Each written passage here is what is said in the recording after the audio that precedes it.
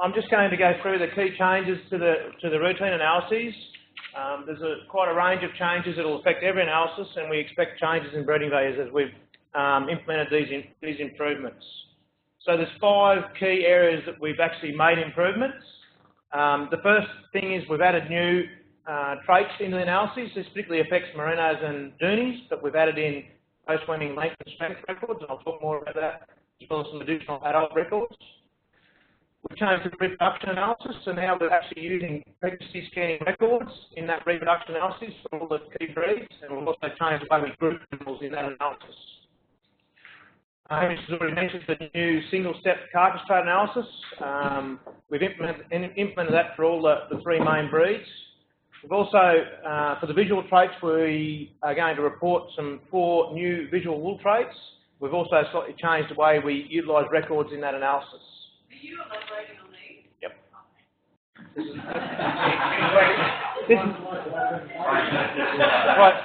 is a summary. And finally, we've got some new indexes based for maternal breeds, and we're taking the breeding values from that new carcass analysis, and we've got terminal indexes with emphasis on eating quality, which are pretty great outcomes, I think, from that single-step analysis. So, firstly, to talk more in more detail about those new traits. So, as I said, this only affects merinos and doonies at this point in time. And if we look at merino select, since we've implemented the post-weaning wool traits last year, and we've shuffled the data more appropriately based on the new age ranges, it's become apparent that we do have a lot more length and strength records at that 9-month window. So you can see in the recent merino select analysis, we had nearly 50,000 lengths at post-weaning age, and also a significant number of strengths. So those are now going to be utilised in the analysis, and you'll see changes, follow-on changes for those animals and their relatives for the yearling and older age breeding values.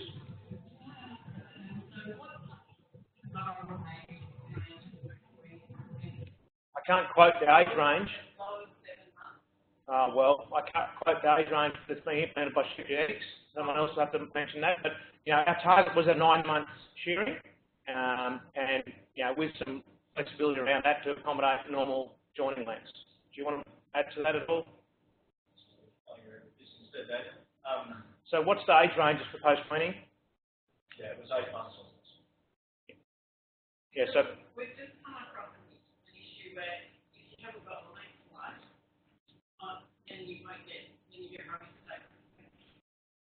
Such a young age, you've got the I was talking about that in the meeting yesterday. As far as I'm aware, there is one that has running trouble. Yeah, obviously we need some QA around length and actual length for strength measurement, and something we'll have to work with breeders. Our expectation was not that we get a lot of strength records at post-weaning ages. So that's something we're going to have to obviously work with breeders and make sure that we're using the right data there to get sensible strength breeding values. And I have told you, I've looked at this before in our data, and now I've got to redo that analysis, now we've got these post-weanings in there, and actually look at what useful data we've got and where we need to draw the line in the sand for strength purposes anyway. So we'll do more work on that. So last year we implemented repeat adult records to capture 3 and 4-year-olds. It's become apparent they've actually got more adult records. Breeders have submitted a lot more adult records since we've done that, and since then we've implemented the 5 and 6-year-old adult records. They're repeated records for the same traits, so that influences both adult weight and also all the key wool traits. So now we're capturing a lot more records for adult and lifetime productivity, which is good. And the weights apply to all analyses, but here's an example from the merino analysis. You can see that the data we're now using, there's a significant number of 5-year-old records for weight and wool traits, and in some cases, some flocks are submitting 6-year-old data. So we'll now use those records and produce better adult breeding values as a result. So moving on to the changes in the reproduction analysis. This has been a number of years in the making. We've been working with software providers since about 2007 to get mating data collected and through the system to the analysis so we could use better reproduction records, and in particular using PegScan in our current analyses. So our approach to date is that if the data is adequate, then and the U doesn't have current lambing records, then we'll use the PregScan as a proxy. And we've done the research to show that PregScan is a great indicator trait for fertility and litter size, but we don't use it for number of lambs weaned. So anyone that uses PregScan records will essentially get a correlated breeding value from the number of lambs born information, and we're only accepting this data through a mating module. The reason we do that is because we want the appropriate data to come in with the scans, so we can make sure we're using sensible scan data. As a result of incorporating the scans, it's becoming apparent that we need to change the way we group animals in our analysis. Historically, in AGBU, which is the software we use to produce the breeding values, we had one group, which was the same for number of lambs born and number of lambs weaned. It's become apparent that we should have two different groups, because number of lambs born is basically fertility and litter size, and most people would have bigger joining groups compared to when they lamb records, when they lamb ewes. The groups might be different after scanning, if they're scanning for multiples, for example, so we need to have the lambing group different. So now we do that, we have a joining group essentially and a lambing group. And we're fitting two groups in AGBU, and that'll change breeding values in all the analyses that we do. So for those that are interested in capturing PregScan data is useful in two ways. It obviously gives us information about dry ewes and ewes that would not normally be mothered up. It also gives us the opportunity to get data on other sheep that might have pedigree that aren't in the flock, might not be mothered up. But it also gives us the ability to get early reproduction data. We can get essentially, as soon as animals are scanned, we can get some information about fertility and litter size, which can be useful in getting an earlier predictor for reproduction rate, which some breeders would really like, and will give us better breeding values in some cases for people to market rams with better information. So I'll just note that if you are using the mating module and putting in PregScan data, we need to have the appropriate information to go with it. For example, we need to know mate date and scan date so we can check fetal age. We know fetal age influences the quality of scanning, in particular for litter size. So we want to get that right and have the appropriate filters in place to only use the data that's acceptable. They're pretty generous at the moment, but we're going to tighten them up as time goes on. So obviously there's an ideal scanning age, but of 90, well, the other people in the room would better comment on the ideal, but essentially there's a recommendation of 90 days after rams come out. Go in. It's telling how much I know. But as I said, at the moment the data is, we're pretty generous with what we accept, but we're going to tighten them up as awareness of doing this properly increases, and we've got the ability to look at the data and work out what our threshold should be from a breeding value point of view. Because currently, can I just finish that? Currently, the recommendations are based on, practical scanning in a commercial flock situation. We need to know what relevant thresholds should be to produce good, accurate breeding values.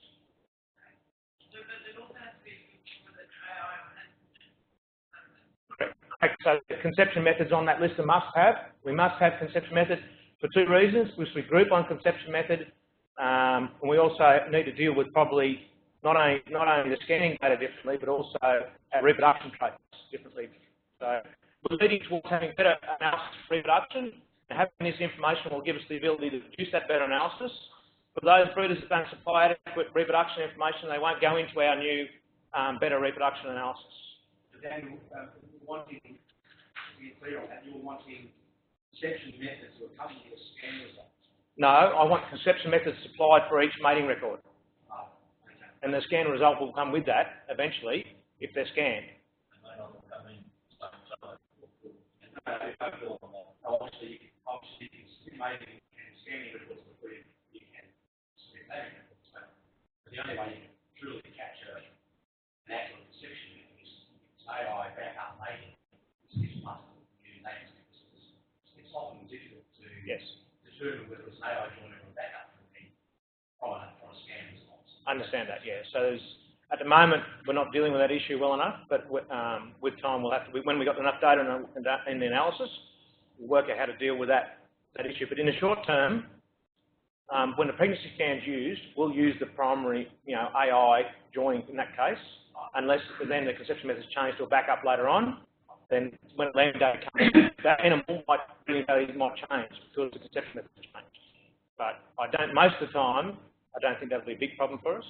But at the moment, there's no way that we can, we can supply you conception method and scanning. yes, but you can supply the joining details. Correct. So that's the main thing. We'll use the best information we've got at that point in time, but for some animals it might change and the breeding value might change as information gets better later on.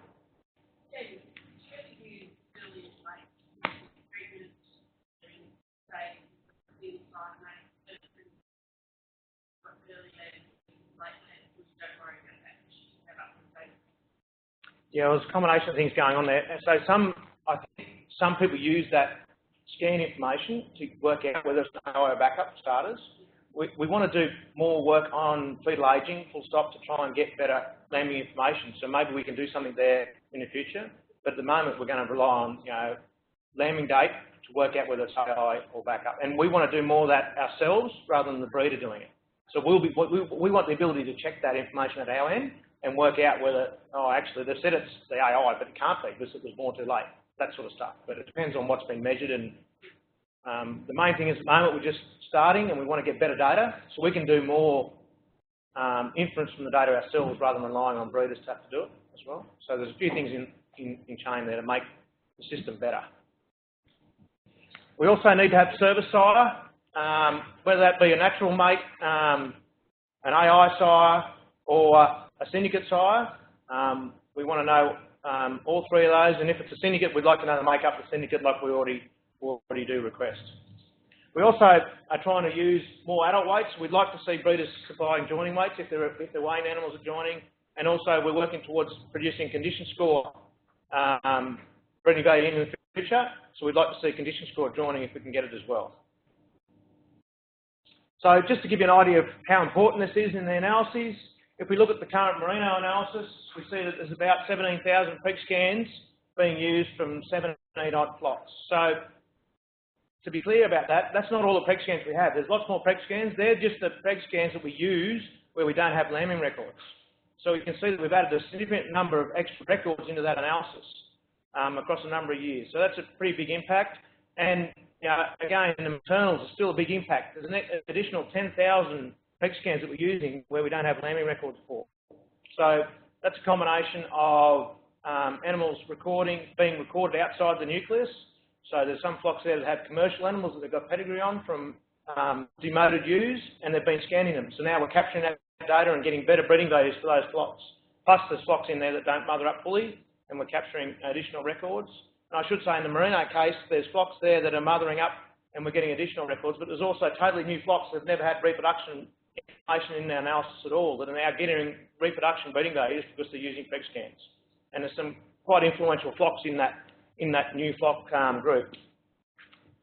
So I'd also like to try and summarise that the impact is twofold, or actually it's threefold in the analysis.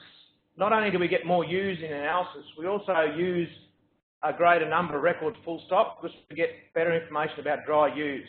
In our reproduction analysis at the moment, we require information about dry ewes so we know how many ewes were joined, because our trait definition is number of lambs born or weaned per ewe joined. So if a flock doesn't supply dries, they don't go into analysis. But if a flock is preg scanning, we know about the dries, and all of a sudden we include all their lambing records in the analysis because we've got a complete recording. So in the merino analysis, that actually adds up to nearly 35,000 new records in the analysis.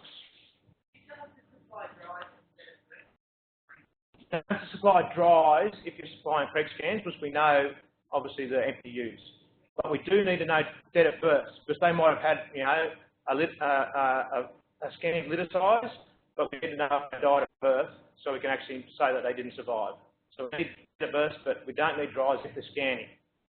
If they're not scanning, we still need dries. We can't make the assumption for them. If the ewe has scanned in there's something turn up later on, we don't know whether the lamb died at birth. We don't know whether it was ugly and its mother breasted funny, so no one wanted to record it, and whether it was blank or it had 3 legs. We don't know those details, so we can't make an assumption. If someone needs to make an assumption, it's much better off being the person who's there on the ground saying, well, I know she's scanning lamb, I didn't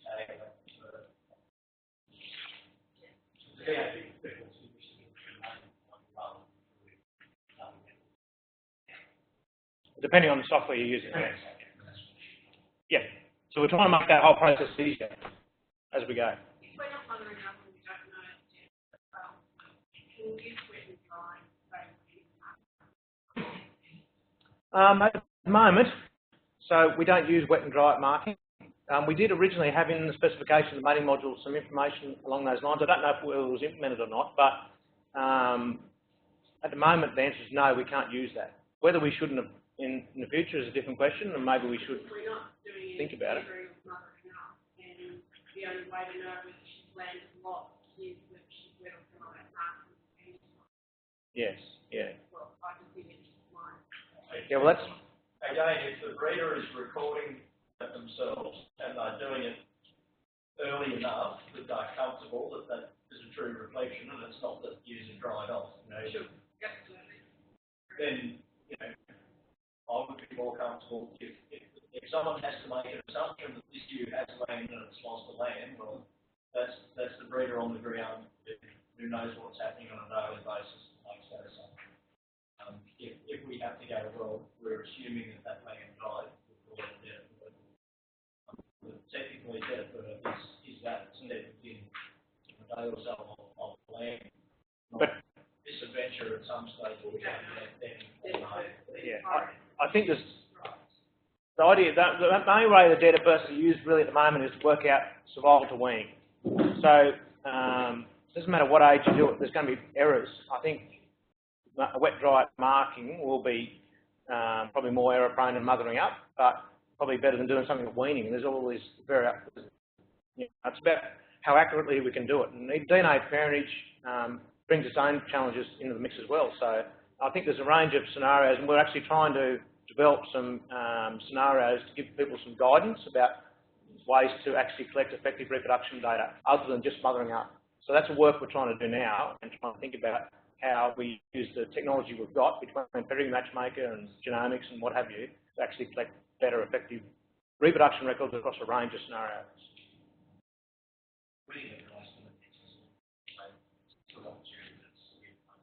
Our original motivation to put wet and dry in there was to capture some wet dry information from those flocks recording it to work out where it fitted and how much value it was. So if someone's wet drying at marking, we'd love to have the data. Yes. Yeah, well that's good. That was originally meant for that purpose. So in the interest of time, I need to keep moving, but I want to talk now briefly about our new carcass analysis. This is something we've been working on for a number of years as well, and I think it is a great step forward for the sheep industry.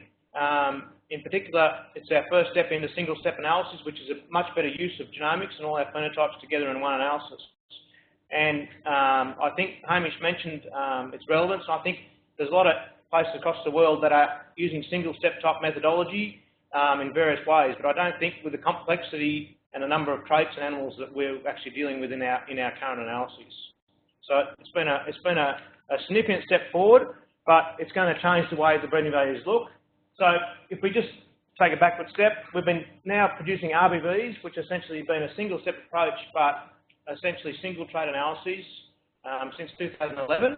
And we've been clearly saying they're RBVs because it's been a research phase. We've been using both the phenotypes and genotypes for a limited set of animals, mostly those from the resource populations and also those breeders that have been part of the pilot projects and genotyping young animals, with the inclusion of some additional animals by pedigree. So it hasn't been a very big analysis. Our new analysis is a much bigger analysis with lots more animals in it. So we're now transitioning those RBVs to ASBVs in our next analysis. So that new analysis is now a full multi-trait analysis. We're actually using 17 traits, including the live animal traits, body weight traits from post-weaning, weaning through to yearling, also including the scan traits, so fat and eye muscle depth, live animal scans, as well as all the carcass and eating quality traits that normally come out as RBVs. So because we don't have data going back a long time, it's only since the resource populations existed for the eating quality and carcass traits anyway, we're only including animals born since 2000 in those carcass analyses. And any animal that meets the standard reporting thresholds that we use for all our other AGBUs, which is a function of the heritability of the trait, will receive a breeding value. And because there's lots of correlations between all these eating quality traits and carcass traits and the young animal, live animal traits, there'll be a lot more animals that meet those thresholds, and a lot more animals will get breeding values for carcass and all those eating quality and lean meat yield traits. So we'll see many more animals getting reportable breeding values. And as I said before, the breeding values for those eating quality traits and carcass traits will go into our new terminal indexes, which are essentially copies of the Carcass Plus and Lamb 2020 indexes with emphasis on eating quality and IMAP. So just a quick snapshot of some of the results out of that analysis. I've got here the genetic trends since 2000 for those 4 key traits. We can see that we've been making consistent progress in carcass weight and lean meat yield over the time, but because there's some key antagonistic relationships between lean meat yield and eating quality, we see that shear force has been steadily increasing over that time, and IMF has been decreasing. So that's clear decline in eating value. So now we've got capability from this analysis for those people that are measuring those traits to do something about it and more effectively. So we can actually select animals that are good for yield and also for eating quality. And obviously some breeders have been doing that already with RBVs, but we can now do that on a better scale. So it is important that the only way we can separate find animals that are good for yield and eating quality is to measure eating quality. So at the moment, the only way to do that is to have genomic linkage to our resource populations where those eating quality traits are being measured and genotyping our young animals. Obviously, now we're using single-step analysis. Those phenotypes recorded in the reference populations contribute to the breeding values, and any animals that are progeny tested in those resource populations will improve the accuracy of the breeding values. And obviously it's important that we genotype our young ram candidates. At the moment, there's been a steady flow of people doing that, but I think from my observation would be that most people aren't testing as many as I'd personally like to see from a geneticist point of view. People tend to pick the rams they're going to use or maybe a few more, then genotype a small number. I'd like to see a larger number of potential candidates tested for eating quality, or genomically tested, so we can look at eating quality and actually get some more effective selection pressure on eating quality to find those rams that actually are correlation breakers, as we often like to call them. So with that move to single step, it brings some challenges from a diagnostic point of view and trying to understand what's driving a breeding value. And I'd just like to touch on that briefly, because there's a couple of key things that we see when we look at the genomic relationship matrix that we call it. So what we do is we take the genotypes and we use those to work out relationships with all other animals' genotypes. And what we see is a couple of key trends. If we think about half sibs, for example, in the normal pedigree relationship matrix, we think they essentially have 25% genes in common. But what happens in reality, when we look at the GNRM, we see there's a large variation in that relationship from as low as 15 up to 40%, say. So we actually get a better prediction of the true underlying genetic relationship between those half sibs, which gives us more accuracy in our genetic predictions. And the same can be thought about from a full sib point of view. If we think about our normal relationship matrix, we would think they're 50% genes in common, but in reality, if we do a genomic test, we can work out whether they're identical twins and actually have 100% genes in common, or they're normal full sibs, sorry. Another thing we often see is that when anyone's doing genomic testing, we see that litter mates can actually have different size, and that's something that we don't often pick up. And in syndicate matings, that can be a big issue, and we actually pick up the different representation of size, and we've seen a number of good examples recently where there's quite huge variation in syndicate matings in terms of the size of litter mates and also the representation of size in the progeny of those syndicate joinings. So there's a couple of key issues there. We can do a better job of working out what the true underlying genetic relationship are. Other thing we also see is that even unrelated animals by pedigree actually have some sort of relationship between them. So that can range from 2 to 10%, but that still contributes very significantly to our ability to predict breeding values from reference populations. And that's an important part of the process as well. But there's a consequence of that, and when we use those genomic relationships, it's much harder to actually work out which animals are contributing to a breeding value of an individual. It becomes that there's actually lots and lots of little relationships contributing, and will make our diagnostic evaluation of changes in breeding values difficult. So we're still working through how we do that from a sheep genetics perspective, but we're confident that we're producing better breeding values as a result. And the other issue is that, you know, this is ongoing research. This is our first step into a multi-trait single-step analysis, and especially in a multi-breed population, this is something that we're going to have to refine as we go, and there'll be changes to come as we do a better job of using this information in our quite complex analyses in some respects, especially in terminals and maternals, but also in merinos as well. So, as I mentioned, there's also going to be some changes to our visual trait analysis. There's two key things. The first is that when the visual traits analysis was set up some time ago for the breech sprinkle traits originally, we're at AGBU were taking all the data and looking at how old they were and using the records that we thought were most appropriate. But in reality, now we've got a lot more visual trait data and analysis, and a lot more traits being used. We need a better way of actually reporting those exclusions back to sheep genetics and to breeders. So what we've decided to do is put all that responsibility back on the sheep genetics databases, so both what data is used and what data is excluded can be better reported to breeders. So what we've seen is that using the standard sheep genetics thresholds, we'll actually be using slightly more data than we originally set that analysis up to use. So we'll see some visual trait breeding values change for some animals. That's breech sprinkle, cover and dag in particular. We'll see some changes in some of those because we're using more records now, because we're using the correct sheep genetics exclusion protocols. Also, for some time now, we've been producing breeding values for wool colour, fleece rot, character and staple weathering. There's now quite a lot of data for the first three, especially in industry flocks. So we've decided that we're going to report those breeding values out to industry. And I think that's a good outcome. There's quite a lot of really good information in those three traits that are relevant for breeders, especially breeders interested in bringing rams from different environments to see what their colour breeding values might be like, or their fleece rot breeding values, for example. So I think that's a good step forward, but breeders will start seeing them reported out to industry. So finally, I'd like to just touch on, just very briefly, on the new indexes. I'm not going to talk about too much detail. We've already had 2 index development webinars, and they're recorded, and they're on YouTube for people to look at in more detail. So essentially, as a result of those webinars and consultation with breeders, we essentially decided to have 3 maternal indexes, which the first one is essentially a Board-Lester crossing system index.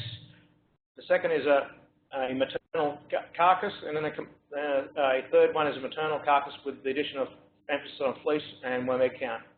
So there's more details available about those if anyone wants to see them, but the only key point I'd like to stress is that all those indexes require one key aspect, and that's for breeders to record the traits that are important to them.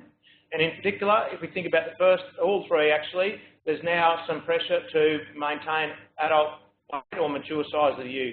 So that's quite highly correlated with early growth. So to achieve that progress, we need to measure both early growth and adult size or adult weight. So if we measure all those traits, we can actually do something about finding those animals that are good for early growth and most don't get too big in adult age. And the same goes for the fleece and the wet variant on the end. If breeders are interested in those traits, they need to be recorded so we actually use that index effectively and get the progress that we predict from that index. And so, as I mentioned already, there's 2 new terminal indexes being developed. Essentially, each one is a variant of the current standard indexes with some emphasis on eating quality and IMF in there. And again, the same thing applies. To use them effectively and actually make some progress for yield and eating quality, we need to actually measure eating quality, and the only real way to do that effectively is through genomics. And that will then deliver the responses that we can predict from that index.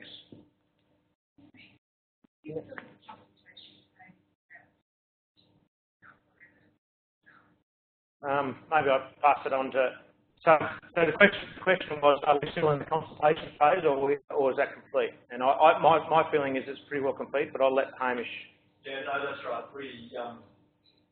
So we did those webinars, had them on YouTube, and anyone who participated in that got a survey as well as part of that process that sends stuff back in. So we have had a number of responses, both internal and terminal. From that, we have, so the initial discussion was there was at least 2 different options for each of those maternal indexes put forward. We were looking for feedback on how much emphasis for things like adult weight, the people, were people really wanting to still let it increase, but not by as much, hold it, no change or decrease. So we've had feedback on those specific issues. And I know that they are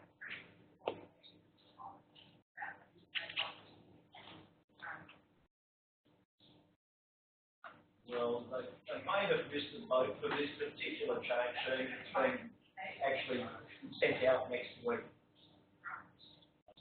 So, and the feedback from the terminal, from the eating quality perspective, was, as Daniel stopped there, we've done the modelling based basically on carcass plus with eating quality traits. We had probably 60% of the people that gave us feedback saying they would like to still see a land 2020 equivalent with eating quality. So it's the birth weight and whatever count traits in there.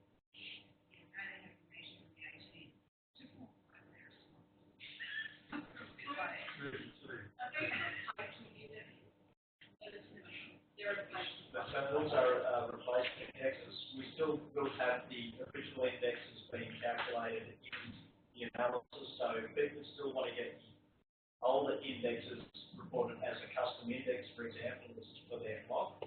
That can be done, but these are being seen as replacement indexes. Or the terminal indexes for the eating quality indexes, they will be additional. So we're also about working on now setting up some breeder-based communications on what sort of progress and what these indexes look like, so we can take it out to industry to show them what can be achieved using each of these indexes.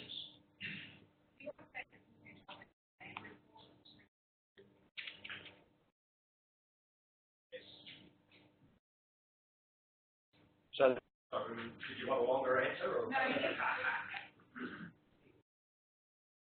so I'd just like to now move on. I've talked about what the changes are going to be. I'd like to talk now about the impact of those changes on breeding values. And as I said before, across all those 4 main analyses, there will be significant changes in some of the breeding values. So just to refresh everyone's memory for the merino analysis, the key changes are the additional post-weaning length and strength. We've got additional adult records being used. We've changed our reproduction breeding values to include PEC scan data and our better contemporary grouping. And we've also got those changes in the visual traits. So there is a significant impact on a number of breeding values. Just to give you an example, on the screen here I've got a plot of yearling greasy fleece weight breeding values from the original analysis against the new analysis at different levels of accuracy. This is all animals up to animals with greater than 75% accuracy. So we see this is a general trend for wool traits that we see some changes because we're including more records for post-weaning and adults, but generally across the board the correlations are quite strong and there's not much re-ranking.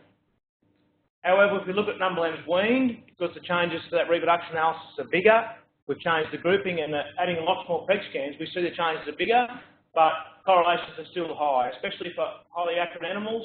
Those key size are still ranking quite well, but there is some animals, because they've got more information and the groups have changed, that will change significantly. If we look at the top 150 from both analyses for the MPP index, we see that the same sort of trend can be seen. The 150 animals are still quite similar, but there are some individuals where we've got new records or records on reproduction for the first time where they've changed.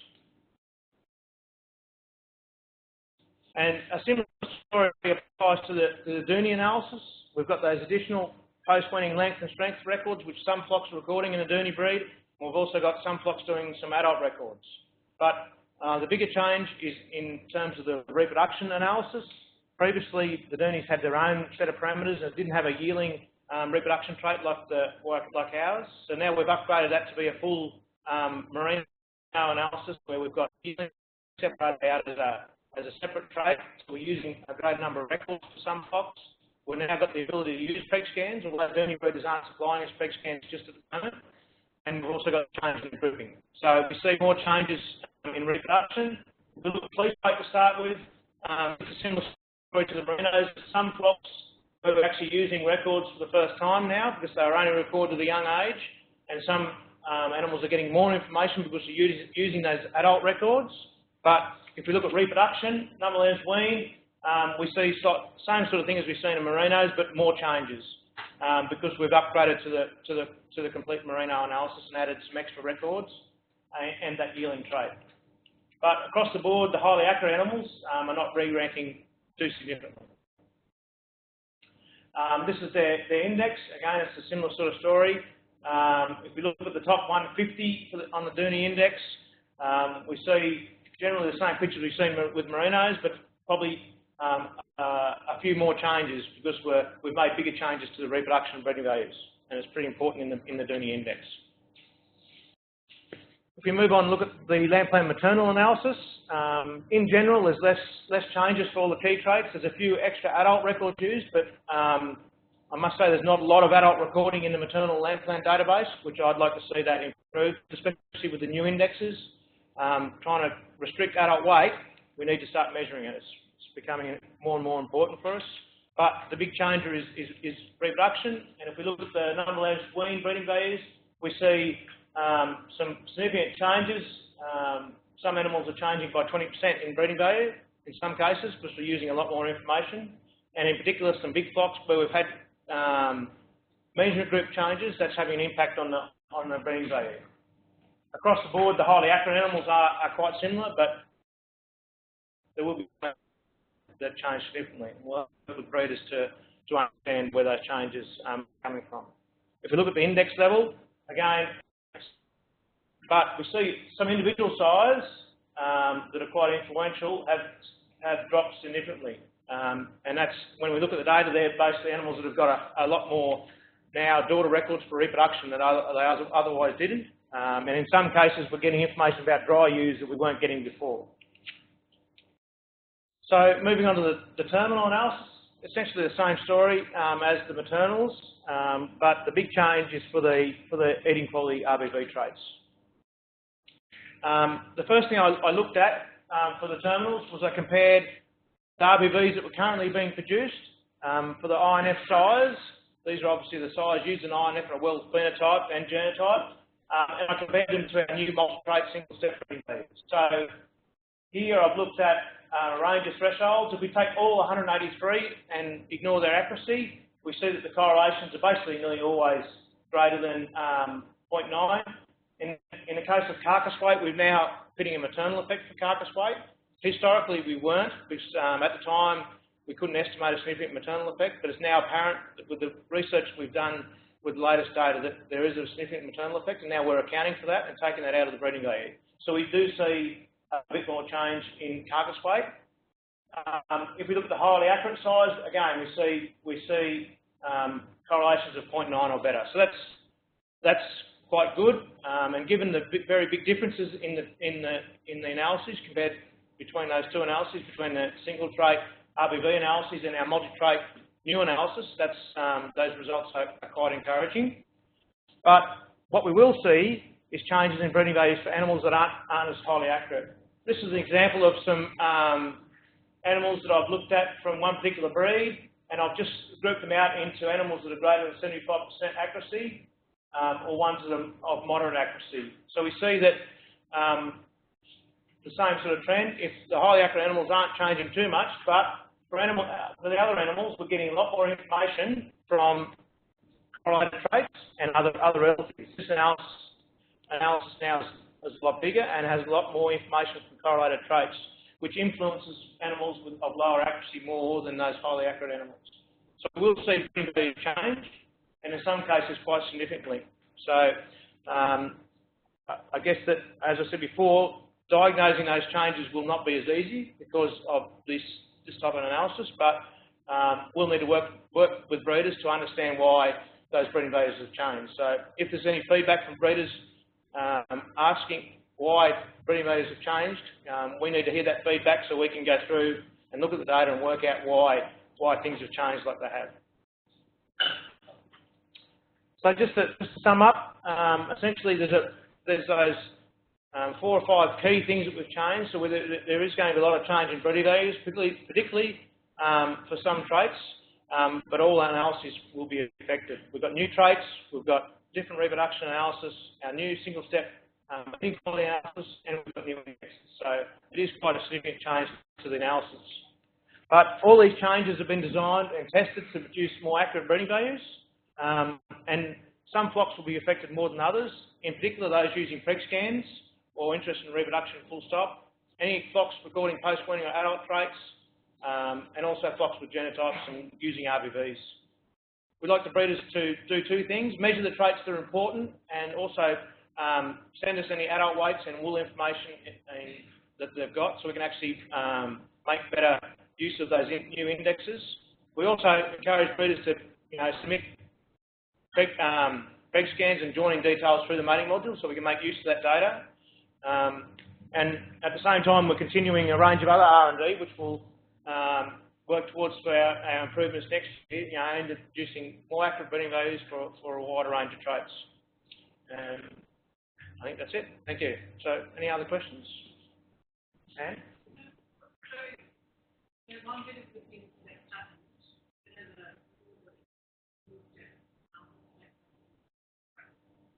For the main analysis, yeah, we're actually, the question was, we've got a single-step analysis for the carcass traits. When will it be used for the main analysis? We're working on that actively in sheep and beef right now. At the moment, computationally, we can't do it right now, but over the next 12 months, we're going to be working hard to make that happen in a timely manner so we can actually run the main analysis as single-step.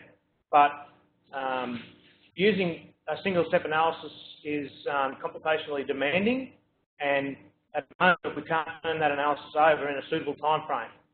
So I'd like to commit to doing it next year, but I don't want to overcommit what we can do in this area. But I will say this is a very high priority in sheep and beef, and and some of the beef breeds will be doing single-step for their complete analyses before the end of the year. So I'm hoping we can deliver it by next year. I think that's about it.